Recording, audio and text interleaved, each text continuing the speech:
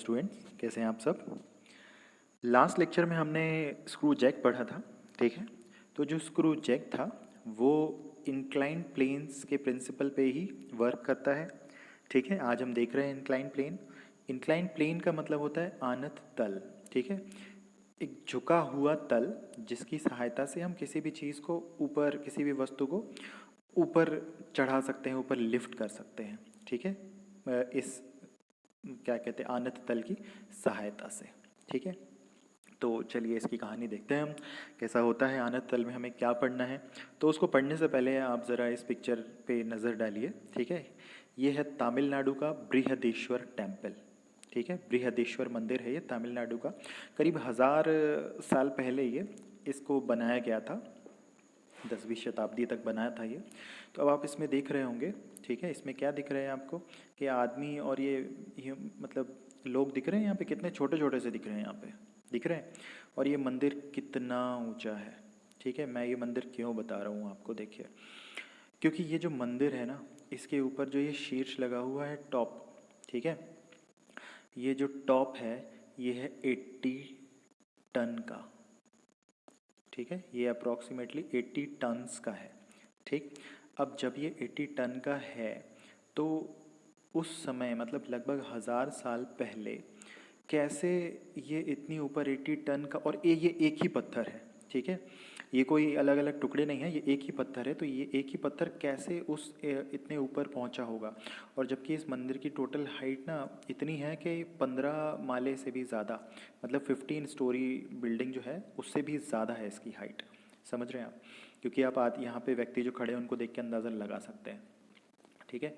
तो ये हुआ कैसे, ये जो है 80 टन का इतना बड़ा पत्थर यहाँ ऊपर पहुँचा कैसे।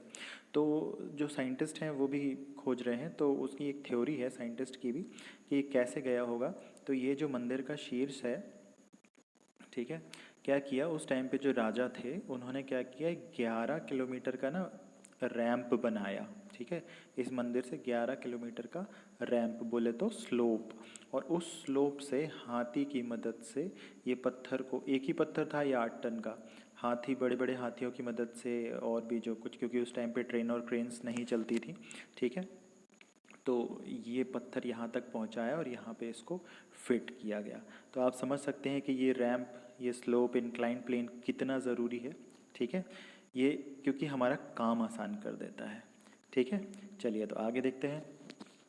इंक्लाइन प्लेन को हम आनत तल भी बोलते हैं। तो आनत तल एक तिरछा समतल होता है जिस पर हम कम बल लगाकर ज़्यादा भारी वस्तु को ऊंचाई पर चढ़ा सकते हैं एवं नीचे ला सकते हैं, ठीक है। ये एक साधारण मशीन ही है, ठीक। इट्स अ सिंपल मशीन, ठीक है।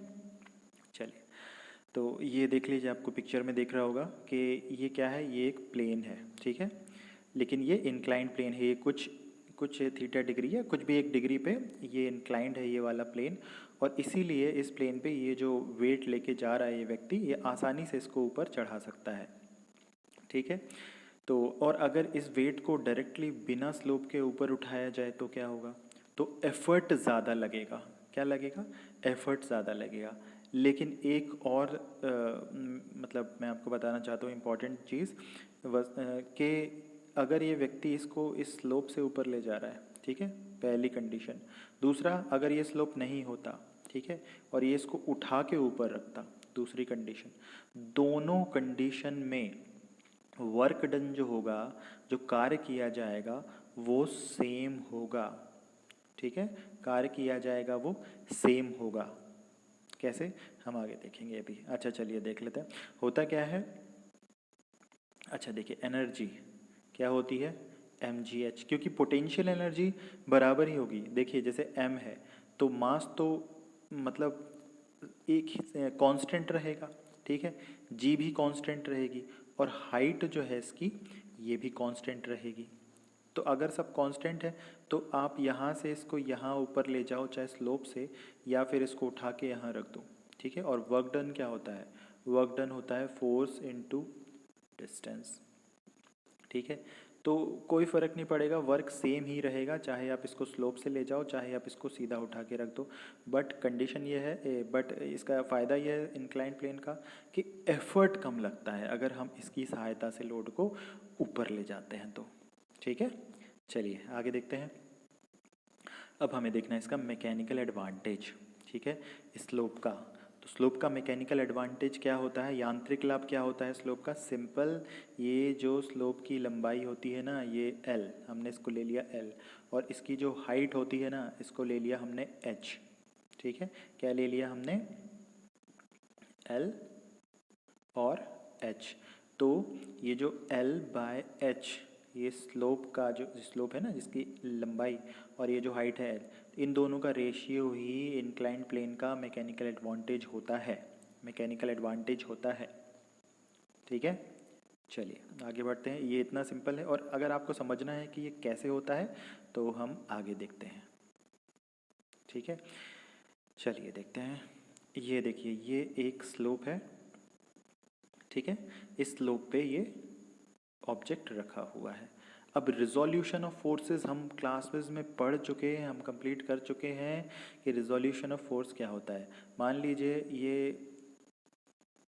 ये रिजल्टेंट फोर्स है, परिणामी बल।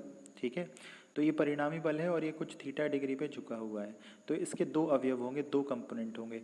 एक होगा आर साइन थीटा, ठीक है, और ये नीचे वाला होगा आर कॉस थीटा। ठीक है, ये दो अवयव होंगे ना। चलिए, तो होगा क्या, देखिए ये जो लोड रखा है वस्तु, ठीक, ये अगर मैं यहाँ बना के बताऊँ तो इसका कुछ भार होगा जो कि नीचे की तरफ एक्ट करेगा। ठीक है, और इसको ऊपर चढ़ाने के लिए ये देखिए हम फोर्स लगा रहे हैं, एफ लगा रहे हैं, इसको ऊपर चढ़ाने के लिए हमने ये एफ फोर्स लगाया, और इसका भार क्या, नीचे की ओर, ये देखिए ये है एम जी, नीचे की ओर है। ठीक, अब इसमें और कुछ कंपोनेंट्स होते हैं, जैसे कि आपको दिख रहा होगा ये आर। ठीक है, ये प्रतिक्रिया, ये रिएक्शन फोर्स होता है आर। क्या होता है ये? रिएक्शन फोर्स, प्रतिक्रिया। ठीक है, चलिए, तो अब होगा क्या, ये देखिए, ये यहाँ से लेके यहाँ तक, ये क्या थी इसकी लेंथ, यहाँ से लेके यहाँ तक क्या है, एच हाइट। ठीक है, अब मैकेनिकल एडवांटेज क्या कहता है? तो मैकेनिकल एडवांटेज देखने के पहले मैं आपको ये और बता दूं कि ये जो है थीटा डिग्री पे इंक्लाइंड है ये प्लेन। हमने कुछ भी एक थीटा डिग्री ले लिया है, तो अगर ये थीटा डिग्री है तो ये भी थीटा डिग्री होगा। ठीक, क्योंकि ये देखिए ये वेट लग रहा है ना एम जी। अब इसके दो कंपोनेंट होंगे, एक ये कंपोनेंट होगा, मतलब अवयव ये होगा एम जी कॉस थीटा, ये लिखा हुआ है यहाँ पे, और ये वाला जो कंपोनेंट होगा एम जी साइन थीटा। ठीक है, ये लिखा हुआ है यहाँ पे, लिखा है। तो अब ये होगा कैसे, और ये थीटा की बात कर रहे थे हम, तो ये वाला थीटा कैसे होगा? ठीक, तो इसको देखने के लिए आप देखिए, ये जो ट्रायंगल बना हुआ है, यहाँ पे दिया हुआ है थीटा, ये है यहाँ पे 90 डिग्री, और ये कितना हो जाएगा, ये हो जाएगा 90 माइनस थीटा। ठीक है, क्योंकि टोटल इसका एडिशन कितना होगा इस पूरे ट्रायंगल का, 180। ठीक है, क्या होगा, 180 डिग्री। तो चलिए देखते हैं, अब यहाँ आ जाइए। तो अगर ये वाला जो है ये है 90 माइनस थीटा, तो ये कितना होगा, ये भी 90 माइनस थीटा होगा, ये वाला,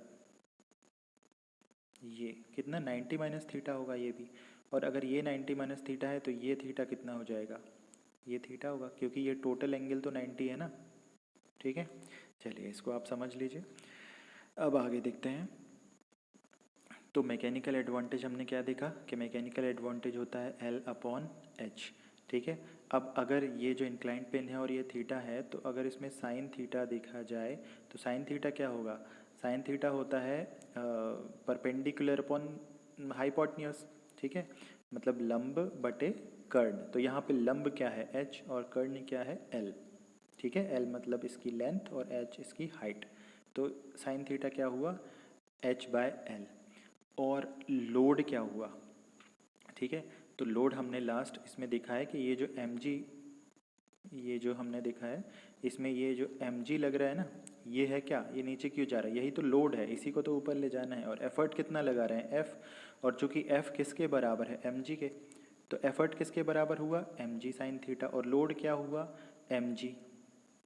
ठीक है, तो मैकेनिकल एडवांटेज क्या हुआ, लोड अपॉन एफर्ट, एफर्ट को हम p से डिनोट कर देते हैं, और ये l हम यहाँ नहीं लेते क्योंकि हम l को लेंथ से भी डिनोट कर रहे हैं, तो यहाँ पे ma क्या होगा, mg upon mg sine theta, क्योंकि लोड mg से डिनोट हो रहा है और mg साइन थीटा एफर्ट को डिनोट कर रहा है, तो जब mg और mg कैंसिल होंगे तो क्या बचेगा, 1 अपॉन साइन थीटा। ठीक है, और साइन थीटा क्या निकल के आया था, h/l।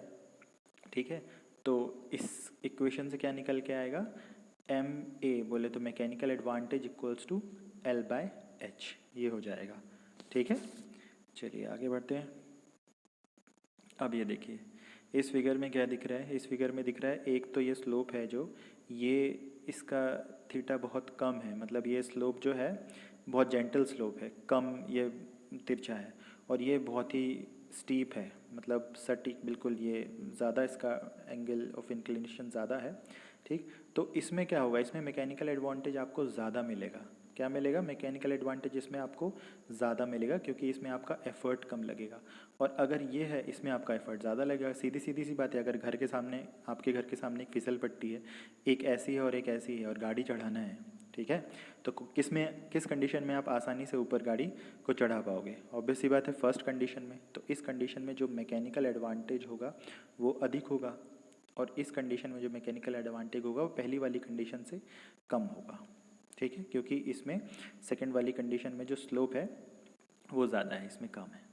ठीक है, चलिए तो आगे देखते हैं। अब वेलोसिटी रेशियो मतलब वेगानुपात पे आ जाते हैं। तो वेगानुपात क्या होता है, डिस्टेंस ट्रेवल्ड बाय एफर्ट, मतलब एफर्ट के द्वारा चली गई दूरी, प्रयास के द्वारा चली गई दूरी अपॉन भार के द्वारा चली गई दूरी। तो प्रयास के द्वारा, ये देखिए ये फिगर था, प्रयास के द्वारा कितनी दूरी चली गई, वही L, और ये क्या कहते हैं, लोड के द्वारा कितनी, लोड कहाँ पहुँच गया, लोड h हाइट पे पहुँच गया ना, तो वेलोसिटी रेशियो भी क्या होगा, L/h। ठीक है, और मैकेनिकल एडवांटेज भी L/h था ना। ठीक है, अब देखते हैं, हाँ, तो ये इक्वली होगा, वेलोसिटी रेशियो और मैकेनिकल एडवांटेज दोनों इक्वल होंगे इस केस में। ठीक है, अब आ जाइए आप दक्षता पे, एफिशिएंसी। तो एफिशिएंसी हमको मालूम ही है, हम पढ़ रहे हैं पिछले लास्ट 3-4 वीडियो से, क्या होता है, mechanical advantage upon velocity ratio. अब मैकेनिकल एडवांटेज भी L/h था, वेलोसिटी रेशियो भी L/h थी, तो एफिशिएंसी क्या आ गई, 1। अब क्या एफिशिएंसी अगर 1 है तो क्या एफिशिएंसी 100% हो गई, नहीं, एफिशिएंसी 100% कभी नहीं हो सकती। क्यों, क्योंकि बहुत सारे लॉसेज होते हैं, फ्रिक्शनल लॉसेज होते हैं, ज़रूरी नहीं है कि हमारी जो ये रैंप है वो बिल्कुल ही आइडियल हो, बिल्कुल ही प्लेन हो, उसमें कुछ ना रफनेस होती है। ठीक, तो उस रफनेस के कारण फ्रिक्शन होता है और एफिशिएंसी जो होती है 100% से कम होती है। तो जब हम फ्रिक्शन पढ़ेंगे तो हम देखेंगे। ठीक है, चलिए तो आगे देखते हैं। अब ये प्रैक्टिस क्वेश्चन है आपके लिए। ठीक, क्या बोल रहा है इसमें, यदि एक अनंत तल पर एक भार जो कि 150 kg का है को ऊपर चढ़ाना है, जिसकी ऊंचाई 4 मीटर एवं तिरछी लंबाई 20 मीटर है, तो यांत्रिक लाभ निकालिए। अब कुछ ऐसा इस फिगर को देखिए आप, इसमें हाइट कितनी दी है, 4, ठीक है, और लेंथ कितनी दी है इसमें, 20। ठीक, तो मैकेनिकल एडवांटेज कितना आएगा, L/h, L कितना दिया हुआ है 20, H कितना दिया हुआ है 4, मैकेनिकल एडवांटेज कितना निकल के आ जाएगा 5। सिंपल है ये क्वेश्चन, देख लीजिए इसको। ठीक है, चलिए आगे बढ़ते हैं। अब ये एक और क्वेश्चन है। इस क्वेश्चन में क्या बोल रहा है कि एक व्यक्ति को 50 kg का भार 1 मीटर की ऊंचाई तक उठाना है, तो लगाया गया प्रयास कितना होगा अगर वह बिना आनत तल के सीधा उस भार को ऊपर उठाता है। और दिया गया है जी कितना दिया गया है 10 न्यूटन पर केजी। तो इसमें दिया गया है कि इसने आनत तल का प्रयोग नहीं किया है, ये हाइट है, इसने सीधा जाके यहाँ पे उठा के भार को रख दिया है बिना इंक्लाइन प्लेन के। तो इस कंडीशन में क्या होगा, इस कंडीशन में होगा ये देखिए लोड 50 केजी, हाइट 1 मीटर, जी 10। तो ये दिख रहा है आपको एफर्ट कितना लगेगा, एफर्ट होगा mg, ठीक है। फोर्स क्या होता है, मास इनटू एक्सेलरेशन, एक्सेलरेशन की जगह मतलब त्वरण, गुरुत्वीय त्वरण। तो इधर क्या होगा, गुरुत्वीय त्वरण देखिए force equals to mg, m दिया हुआ है, g दिया हुआ है, कितना आ जाएगा 500 न्यूटन, ठीक है। अगला देखते हैं, इसी का ये सेकंड पार्ट है, क्वेश्चन 2 का ही ये सेकंड पार्ट है। ये आप करेंगे और इसका आंसर मुझे कमेंट में लिख के बताएंगे, ठीक है। इसमें क्या है, वह व्यक्ति उस भार को उठाते समय 250 न्यूटन का अधिकतम प्रयास लगाता है, ठीक है।